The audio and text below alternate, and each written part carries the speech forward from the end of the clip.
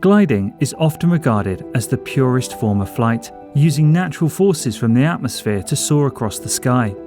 Without the noise of an engine, it's a peaceful pursuit, but for a short period of history, these simple aircraft became an essential part of airborne warfare.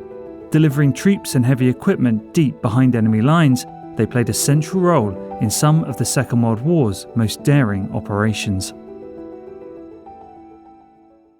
Military gliding can trace its roots back to the aftermath of the First World War. The Treaty of Versailles imposed strict limits on German aviation, but it didn't say anything about gliders. As a result, German aeronautical engineers turned their attention to unpowered flight. Interest grew quickly, and in 1920, the first major German gliding competition was held at the Wasserkuppe.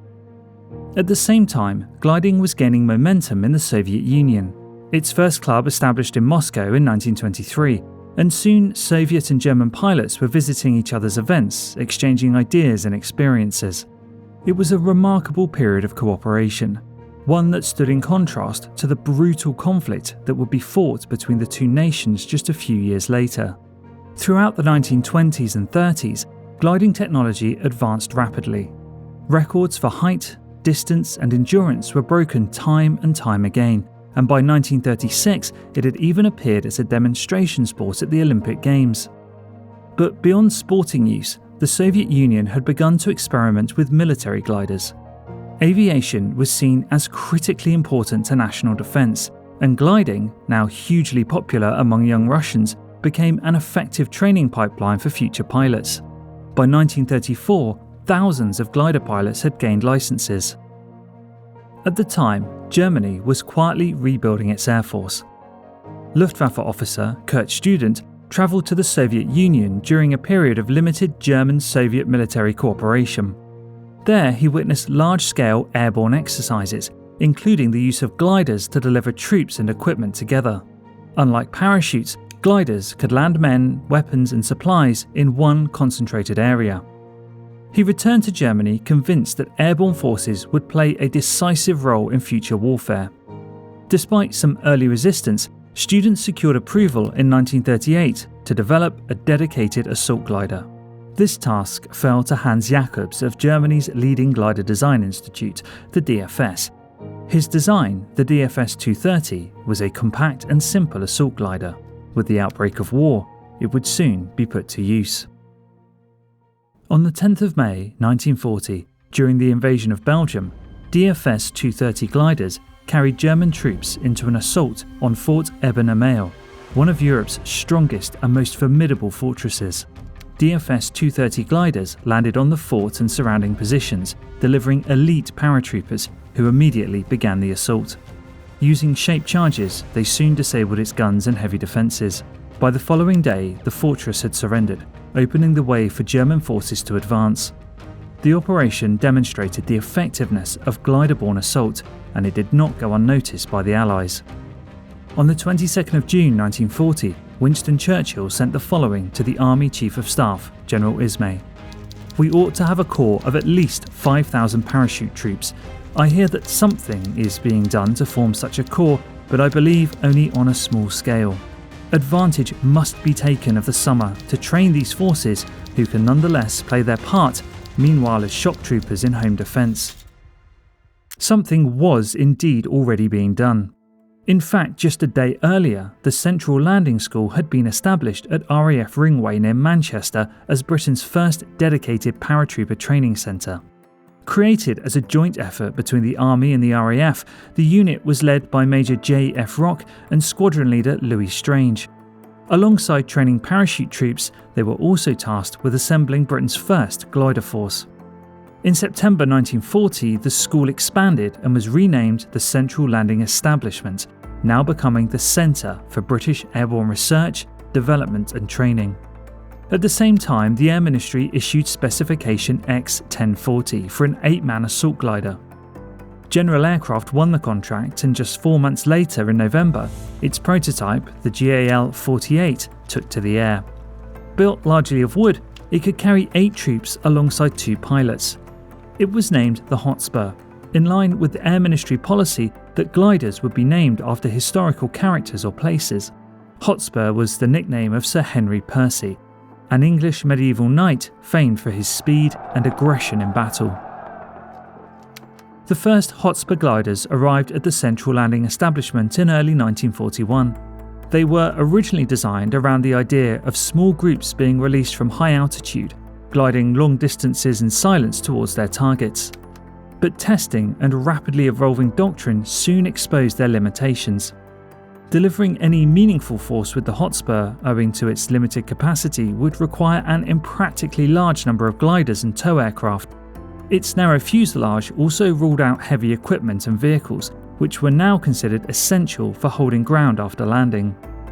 It was also heavy in relation to its wing area, and that meant it would need to land at higher speeds. This would make it difficult to land safely in the small, unprepared fields that were expected in European combat zones. As a result, the Hotspur's role was reassigned to training. In this capacity, it proved very effective, becoming the primary glider used to train pilots of the Glider Pilot Regiment, which was formed in February 1942. In response to the Hotspur's deficiencies and evolving doctrine, the Air Ministry issued another specification, which called for a significantly larger, more capable glider. The company selected to design this aircraft was Airspeed Limited. They assembled a team headed by aircraft designer and Airspeed co-founder Alfred Hessel Tiltman and got to work. The design they came up with was known internally as the AS-51. Its airframe was built almost entirely from spruce and birch plywood, divided into a large number of sub-assemblies. This would allow the Ministry of Aircraft Production to outsource construction to furniture makers and woodworking firms rather than already strained aircraft factories. It also helped overcome wartime shortages of light alloys. Components could be produced in small workshops before being transported to airfields for final assembly. This decentralised approach also reduced the risk of disruption from German bombing raids. A high wing configuration provided excellent stability and allowed for a large internal volume, with the fuselage capable of carrying up to around 25 troops and their equipment on bench seating. It was equipped with large split barn door flaps. These allowed the pilots to execute a very steep descent without gaining excessive airspeed, enabling precision landings in small fields. The main gear was jettisoned after takeoff, and the glider would land on a sprung wooden skid running along the centre line of the fuselage, which also acted as an effective brake on grass and dirt. The rear section was held in place by 8 bolts, and upon landing, the tail could be detached to allow for the removal of equipment or used as a second exit for troops. The AS-51 design was named the Horsa, after the legendary 5th century Germanic conqueror of southern Britain. On the 12th of September 1941, the first prototype took its maiden flight. The Horsa went from the drawing board to the air in 10 months, which was not too bad considering the drawings had to be made suitable for the furniture trade who were responsible for all production. The Airspeed Horsa's first combat operation and Britain's first ever combat glider mission would sadly end in disaster. Operation Freshman, launched on the night of the 19th-20th November 1942, set out to destroy the German-controlled heavy water plant near the town of Rjukan in Norway, a critical target in the effort to disrupt the German nuclear weapons program. The 2 Horsa gliders, each towed by a Halifax bomber, ran into severe weather and navigation problems over Norway. Both gliders crashed in the unforgiving Norwegian landscape. Those that survived the crash were all captured, and under Hitler's commando order, they were all executed. The next combat operation for the Horsa was as part of Operation Husky, the Allied invasion of Sicily in July 1943. In preparation, the gliders had to be moved from Britain to North Africa. Unlike the smaller American Waco CG-4 glider, which could be disassembled and shipped in crates, the much larger Horsa was simply too big to be transported by sea. Instead, they would have to be towed over 1,200 miles by modified Halifax bombers in what was known as Operation Turkey Buzzard. Not all of the aircraft would survive the journey. A Horsa and its Halifax tug were intercepted over the Bay of Biscay by 2 German Focke-Wulf FW-200 Condors. Both were shot down with the loss of all crew. Other losses came from the mechanical stress of the 1,200-mile flight. which pushed both gliders and towing equipment to their limits. A tow rope failure forced a crew to ditch in the Atlantic, leading to an extraordinary 11-day survival ordeal in a dinghy. Even those that reached Morocco were not safe. Several were lost due to structural damage sustained during landings at Sella airfield, where conditions were particularly hazardous. Eventually, a number of horses did reach North Africa, but the operation had come at a heavy cost, with significant losses of both aircrew and glider pilots during the flight. The British glider component of the invasion of Sicily was designated Operation Ladbrook. It marked one of the Allies' first major airborne glider assaults of the war. On the night of the 9th of July, 144 gliders, mostly American Waco CG-4s alongside 8 Airspeed Horsas, took off from Tunisia, towed by American C-47 Dakotas. Their objective was to seize the Ponte Grande Bridge and secure the nearby town of Syracuse. But the operation quickly ran into serious problems. Poor weather, along with navigation difficulties, led to confusion in the air. Many gliders were released far too early over the Mediterranean. Around 65 gliders had to ditch at sea, resulting in the loss of over 250 men. Despite the losses and the scattering of the glider force, one Airspeed Horsa managed to land near the bridge. An infantry platoon of the South Staffordshire Regiment quickly seized the objective, removing demolition charges placed by the Italian defenders. By the following morning, the British force, which was never more than 87 men, was isolated and without heavy weapons.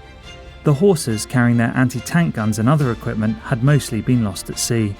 They were soon attacked by elements of the Italian Napoli Infantry Division, supported by artillery and mortars, which began to break through the British defence. By 3:30 in the afternoon on the 10th of July, with no ammunition left and only 15 men still unwounded, the British were forced to surrender the bridge back to the Italians. But they wouldn't hold it for long. The 2nd Battalion of the Royal Scots Fusiliers, part of the wider 5th Infantry Division, had fought their way inland from the beaches. Reaching the bridge, they launched a successful counterattack. Just 45 minutes after the British surrender, the Ponte Grande Bridge was back in Allied hands. Because the glider troops had already removed the demolition charges earlier that morning, the Italians were unable to destroy the bridge as they withdrew. This allowed elements of the 5th Division to continue their advance into Syracuse that evening, helping secure a vital port for the continuation of Operation Husky. The single Horsa that successfully reached Ponte Grande demonstrated one of the aircraft's key design strengths. Its large barn door flaps allowed for a steep, controlled descent into a confined landing area that would otherwise have been inaccessible. However, no matter how well engineered the glider was, success depended on the skill of the tug pilots and the precision of the release. Just days later, during Operation Fustian, the Horsa was used again on a smaller, more specialised mission. Alongside Waco CG-4A gliders, it was tasked with delivering the first air-landing anti-tank battery of the Royal Artillery in an assault on a bridge over the River Semeto. Once again, the gliders were released into heavy anti-aircraft fire and forced down onto scattered and difficult landing zones. Unloading anti-tank guns from the Horsa through its side doors under combat conditions was slow and cumbersome. It became clear that a redesigned variant was needed, one that would allow for faster and more efficient unloading of men and equipment. For nearly a year after Sicily, the Horsa was absent from major combat operations. This pause allowed for the rapid production of an improved variant, the Airspeed Horsa Mark II, known internally at Airspeed as the AS-58. It featured a hinged nose that directly addressed lessons learned in earlier operations. The new design allowed vehicles and artillery to be driven straight out of the aircraft, dramatically reducing unloading times once on the ground. At the same time, improvements were made to towing stability through a revised nose-mounted attachment system. The internal floor was also strengthened to handle the concentrated load of wheeled vehicles. The Glider Pilot Regiment also underwent extensive retraining during this period, having to replace the heavy losses suffered in earlier operations such as Ladbrook. The Horsa Mark II officially entered service in early 1944, just in time for the major airborne operations that would support the liberation of Europe. On D-Day, the Airspeed Horsa played a central role in delivering some of the first Allied troops into Normandy.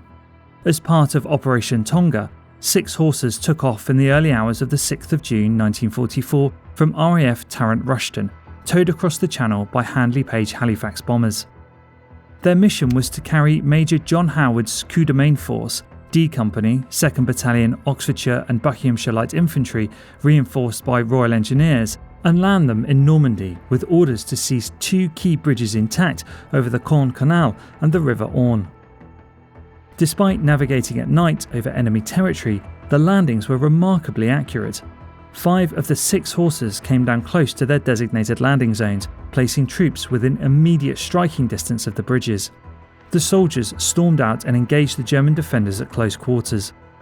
Within around 15 minutes, both bridges were under Allied control with only light casualties.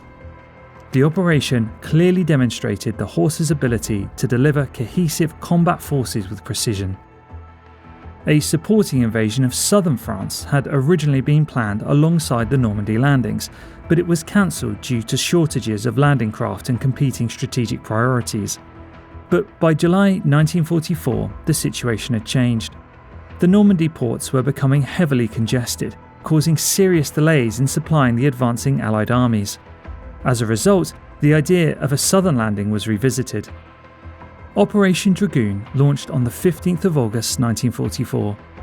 Again, the operation relied heavily on the smaller American Waco CG-4A gliders, but the Horsa was used to carry the heavier equipment they could not transport. The Horsa's heavy lift capability had proved vital, providing the firepower needed for airborne troops to hold the captured ground. Operation Dragoon demonstrated that by this stage of the war, the Horsa had become a capable, reliable and flexible transport aircraft. This was just as well, as it would soon take part in what was at the time the largest airborne operation ever attempted, Operation Market Garden. On the 17th of September 1944, hundreds of Horsas carried troops, artillery, jeeps and other essential kit into the Netherlands as part of the Allied plan to seize a series of key bridges leading into Germany. Operation Market Garden unfolded over several days, with gliders and paratroopers arriving in successive waves. The Horsa played a central role, delivering elements of the British 1st Airborne Division around Arnhem, where landing zones were located several miles from the main objective. While the aircraft proved more than capable of transporting entire airborne formations along with their heavy weapons, the staggered nature of the landings limited how quickly that combat power could be concentrated. Many of the gliders reached their landing zones with reasonable accuracy. However, the distance from Arnhem Bridge, combined with delays between successive lifts, gave German forces time to regroup and establish a strong defence. Although the Horsas successfully delivered much of the division's artillery and transport, allowing airborne troops to operate in more organised formations than was seen in earlier operations, this advantage was not enough to overcome the wider operational difficulties. Isolated and outnumbered, British forces at Arnhem were eventually overwhelmed. But the lessons learned in Operation Market Garden helped to shape the more concentrated and tightly coordinated airborne assault carried out during Operation Varsity the following year. Operation Varsity, launched on the 24th of March 1945, marked the peak of the Airspeed Horsa's operational use and remains the largest single-day airborne operation in history. Hundreds of Horsas took part in a coordinated mass lift across the Rhine, a deliberate shift away from the staggered landing seen during Market Garden. By this stage of the war, the Horsa Mark II, with its hinged nose, had become the standard variant, allowing for the rapid deployment of heavy weapons and vehicles. The scale and precision of Varsity placed immense demands on the glider fleet, but it once again demonstrated the Horsa's ability to deliver concentrated combat power exactly where it was needed. The landings around Hammenkeln were heavily contested, with gliders descending directly into well-prepared defensive positions under intense fire. But the Horsa's wooden structure proved robust enough to withstand significant damage, with many aircraft still able to reach their landing zones. Pilots used steep, controlled approaches, aided by the aircraft's powerful flaps, to reduce exposure to enemy fire and deliver a concentrated wave of troops and equipment. Once on the ground, guns and vehicles were rapidly unloaded under heavy fire, through the hinged nose section, allowing British airborne forces to assemble into effective fighting units almost immediately. This speed and efficiency contributed to the swift capture of key objectives, including the railway station and nearby bridges, helping to secure the initial Rhine crossing operations within a matter of hours. Operation Varsity would stand as the Horsa's final and most effective combat demonstration, proving the value of massed glider deployment even as the aircraft type was approaching obsolescence. After the war, gliders were never again used in major combat operations, though they remained in limited service for training and logistical roles for a short period. Former glider pilots continued to serve in post-war operations, but their roles were largely carried out in light aircraft rather than as part of large-scale airborne assaults. On the 1st of September 1957, the Glider Pilot Regiment was amalgamated with the Air Observation Post Squadrons of the Royal Artillery to form the Army Air Corps. Although it existed for only 15 years, from 1942 to 1957, making it one of the shorter-lived regiments in British Army history, it sustained one of the highest casualty rates per head, showing just how dangerous the job of a glider pilot really was. The Airspeed Horsa was gradually withdrawn from service in the late 1940s. More capable powered transport aircraft, along with the emergence of helicopters, soon rendered large, troop-carrying gliders obsolete. But its retirement coincided with a different need on the home front. Post-war Britain was facing a severe housing crisis, with new construction almost at a standstill due to shortages of building materials. Surplus Horsas, now cheap and widely available, offered a practical solution. Their wooden structure and simple design made them relatively easy to convert, and builders repurposed them as temporary homes, workshops, storage buildings, and even caravans. The engineering legacy of the Airspeed Horsa can still be seen today in modern military transport aircraft. While the Horsa was unpowered and made of wood, the key elements of its design, a high wing configuration, nose-tail loading systems and modular deployment, helped establish the blueprint for tactical heavy-lift aircraft.